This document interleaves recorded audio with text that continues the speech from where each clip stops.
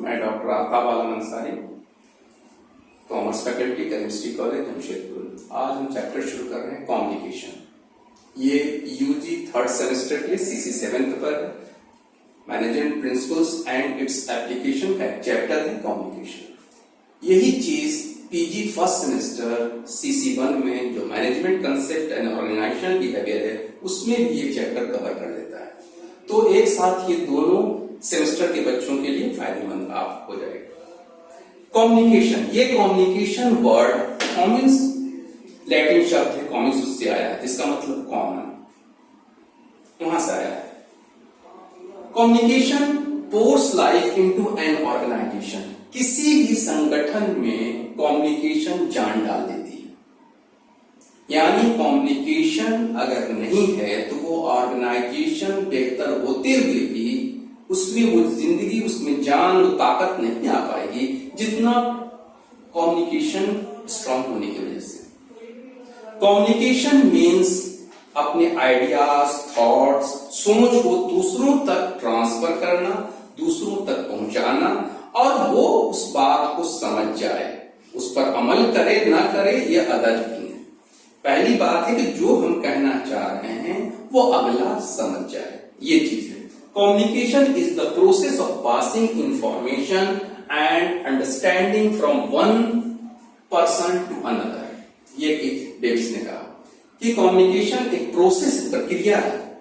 ऐसा नहीं कि प्रोसेस का मतलब होता है जो लगातार चलने वाली प्रक्रिया है। एक बार हमने किसी को कम्युनिकेट कर दिया, चैप्टर क्लोज, ऐसा नहीं है। वो कम्युनिकेशन चलता रहता है। क्योंकि हम जब कम्युनिकेट करते हैं, जो कोई चीज बताते हैं तो अगला उस पर अमल करता है, कैसा किया उसका फिर फीडबैक आता है, फिर फर्दर कम्युनिकेशन, फिर उसको डायरेक्शन मिलता है कि क्या करना है, कैसे करना है, किस तरह करना है। It refers to an art of transferring facts, ideas, feelings etcetera from one person to another and making him understand them.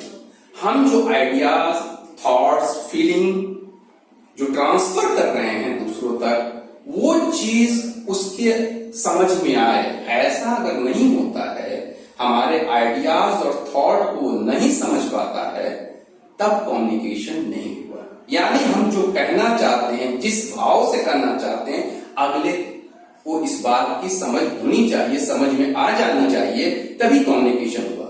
Suppose करो क्लास में आप लोग बैठे हो, क्लास हो रहा है, आप कोई लड़का आता है और वो परमिशन लेता है आने के लिए क्लास में। हमने परमिशन बोल के भी दे सकते हैं, इशारों में भी दे सकते हैं। अगर बोल के दिया कि हम नॉट अलाउड और उसके बाद भी आ जा रहा है, इसका मतलब कम्युनिकेशन नहीं हुआ। लेकिन इशारा कर दिया, इस तरह इशारा किया, इसका मतलब कि वो उसको आने की परमिशन दिया, वो आ गया।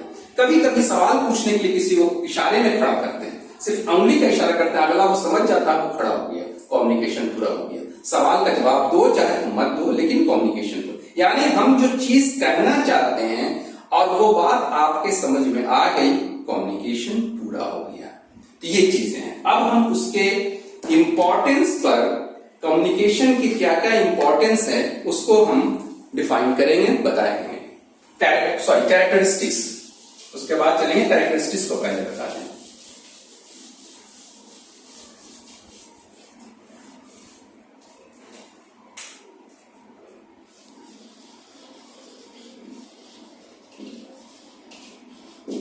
Characteristics.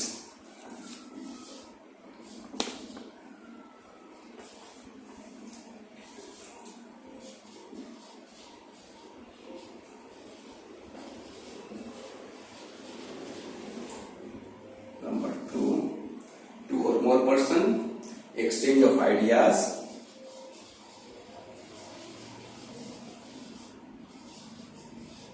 सबसे पहली चीज है टू मोर पर्सन। इसमें एक होता है सेंडर और दूसरा होता है रिसीवर। ये दो चीज, यानी टू और मोर पर्सन। अकेला आदमी, एक व्यक्ति से कम्युनिकेशन नहीं हो सकता है।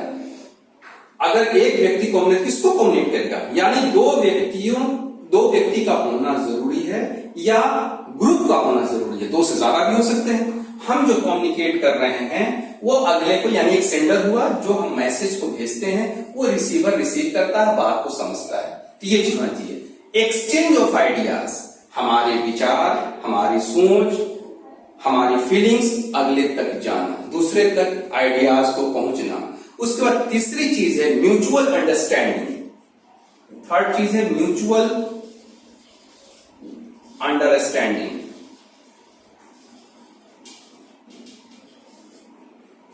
म्यूचुअल अंडरस्टैंडिंग यानी ये दोनों के बीच, किसके बीच? सेंडर और रिसीवर के बीच ये अंडरस्टैंडिंग होनी चाहिए। हम किस भाव से बात को कह रहे हैं, ये बात को वो समझे, तभी ये कम्युनिकेशन हुआ।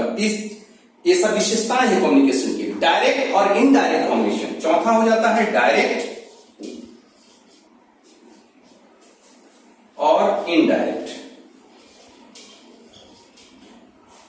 डायरेक्ट में हम और आप सामने बैठे हैं, सामने डिस्कशन हो रहा है, सामने बात कर रहे हैं, सामने बता रहे हैं।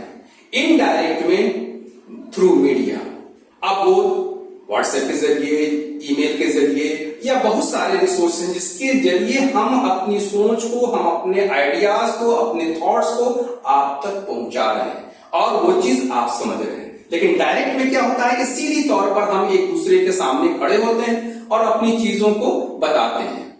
उसके बाद ये चीज है fifth, continuous process.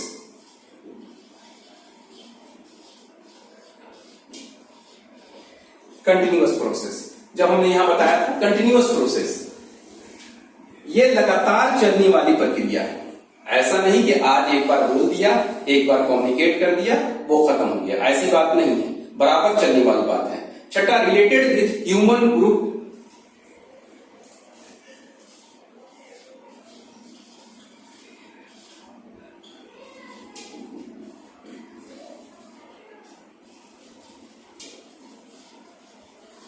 Related with human group पर प्रोसेस, ये किससे रिलेटेड है? पक्षियों से रिलेटेड नहीं है, जानवरों से रिलेटेड नहीं है, ये इंसानों, यानी कम्युनिकेशन किसके साथ होगा? इंसानों के साथ होगा, ह्यूमन के साथ होगा, उसके साथ रिलेटेड है, ना कि ये दूसरी चीजों के साथ रिलेटेड है, ये ह्यूमन के साथ रिलेटेड है। Use of words as well as symbol, यानी शब्दों का भी इस्तेमाल कर सकते हैं, वर्ड्स का इस्तेमाल कर सकते हैं, एज वेल एज सिंबल।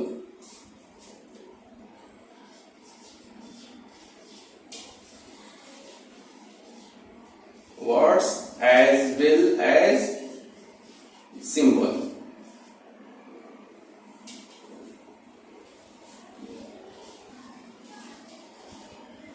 यानी कभी कभी क्या होता है कि हम जो आइडियाज थॉट करते हैं वो सिंबल के जरिए आते हैं। आजकल देखते हैं व्हाट्सएप में क्या होता है, दुख का साइन भेज दिया, इसका मतलब हंसी का साइन करके भेज दिया, यानी सिंबल देते हैं जिससे ये पता चल जाता है। शब्दों का भी इस्तेमाल कर सकते हैं, सिंबल क्वेश्चन मार्क में से कर दिया, अब ये क्या है, इसका मतलब ये क्वेश्चन, सवाल या निशान है। तो सिंबल के जरिए भी हम कम्युनिकेट कर सकते हैं और शब्दों के जरिए भी कम्युनिकेट करते हैं, दोनों तरह से होता है।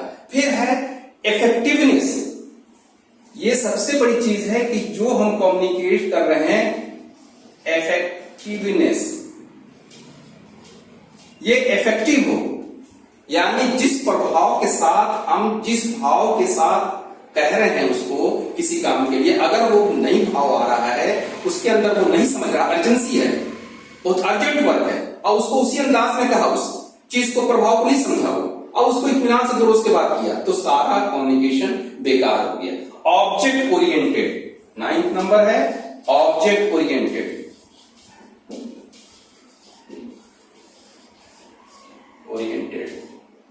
ये सबसे बड़ी चीज, उद्देश्य, हम जो कम्युनिकेशन कर रहे हैं, कम्युनिकेट कर रहे हैं दूसरे को, ये किस लिए?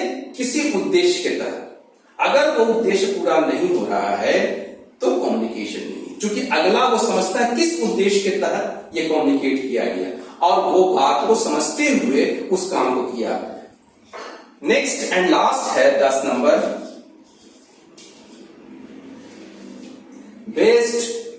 Basis of managerial functions. Basis of managerial function,